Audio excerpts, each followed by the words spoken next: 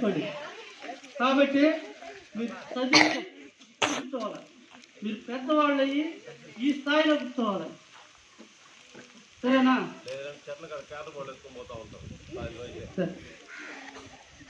సరే, నాకు ఈ అవకాశం ఇచ్చిన టీచర్స్కి, పేరెంట్స్కి నన్ను చేసుకుంటూ ఇంతవరకు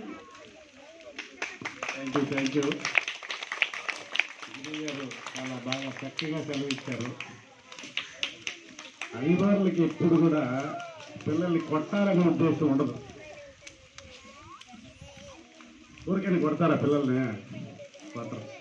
ఇప్పుడు మీ ఇంట్లో ఒకరో ఇద్దరు ముగ్గురో పిల్లలు ఉంటారు.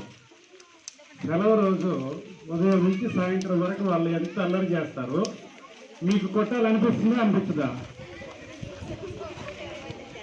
ఒకవేళ కొట్టలేని వాళ్ళు ఉంటే వాళ్ళ డాడీకి చెప్తారు సాయంకాలం.